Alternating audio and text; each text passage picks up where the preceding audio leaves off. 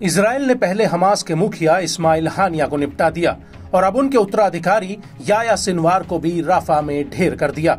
Sinwar की मौत के बाद इजराइल इसे अपनी एक बहुत बड़ी जीत मान रहा है।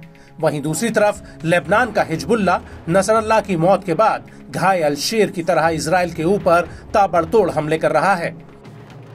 हिजबुल्लाह ने युद्ध शुरू होने के बाद से इजराइल के भीतर कई बड़े हमलों को अंजाम दिया, जिसमें आईडीएफ को तगड़ा नुकसान हुआ है। और इसी कड़ी में अब हिजबुल्लाह के लड़ाकों ने आईडीएफ पर एक बहुत बड़ा अटैक किया है। दरअसल इजरायली ब्रॉडकास्टिंग कॉरपोरेशन के अनुसार लेबनान के बॉर्डर इलाके में एक गांव के भीतर एक बिल्डिंग पर आईडीएफ के जेट्स ने कई बार हमले किए थे और उसके बाद छानबीन करने के लिए बिल्डिंग में जब इजरायली सैनिक घुसे तो रिपोर्ट्स के मुताबिक वहां पहले से ही हिजबुल्लाह के लड़ाके मौजूद थे, लेकिन किसी तरह वो बिल्डिंग की छत पर पहुंच गए और वहां से उन्होंने आईडीएफ के जवानों के ऊपर फायरिंग कर दी। इस हमले में एक कंपनी कमांडर समेत 5 इजरायली अधिकारियों के मारे जाने की खबर है और बड़ी संख्या में इजरायली सैनिक घायल हुए हैं, जिनमें से 9 गंभीर रूप से घायल हैं।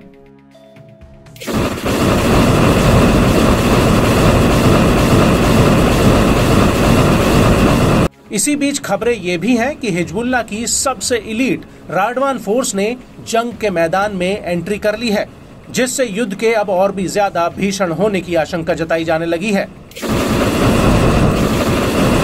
आपको बता दें कि जब हिजबुल्लाह के लड़ाकों ने ये हमला किया तो उस वक्त रफा के अल रयान इलाके में अल कासिम ब्रिगेड ने भी आईडीएफ के ऊपर एक बहुत बड़ा अटैक कर दिया।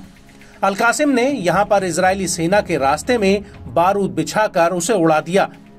अल कासिम ब्रिगेड ने इस हमले का एक वीडियो भी जारी किया है, जिसमें साफ दिख रहा है कि दूर आईडीएफ के कई सैनिक पैदल चल रहे होते हैं और उनके आसपास काफी मलबा रहता है। और इसी बीच हमास का एक लड़ाका एक पर्चे पर आईडीएफ की पोजीशन को चिन्हित करता हुआ दिखता है और फिर ये लड़ाका आईडीएफ के जवानों को टारगेट पर लेता है और उसके कुछ ही सेकंड बाद जमीन के नीचे से जोरदार ब्लास्ट होता है, जिसमें चारों तरफ धुआं ही धुआं फैल जाता है। इसके बाद आईडीएफ के जवान वहां से भागने लगते हैं।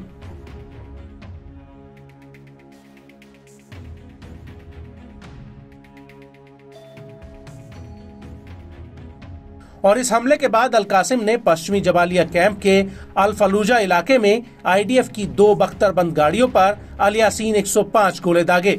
अल कासिम का कहना है कि उसने जबालिया कैंप में आईडीएफ के ऊपर एक और बहुत बड़ा हमला किया।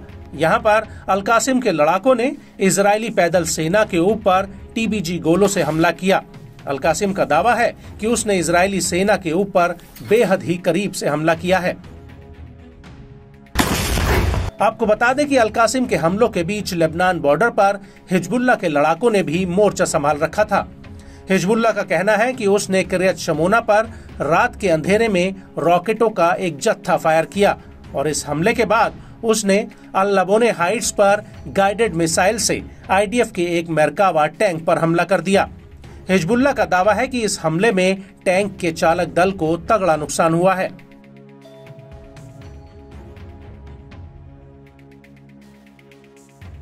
और इसके तकरीबन 1 घंटे बाद फिर से इसी इलाके में हिजबुल्लाह ने एक और मेरकावा टैंक पर गाइडेड मिसाइल फायर कर दी और इसके बाद सुबह होते होते हिजबुल्लाह के लड़ाकों ने आईडीएफ के ऊपर सदाना इलाके में इजरायली सैनिकों के जमावड़े पर कई राउंड्स रॉकेट हमले किए।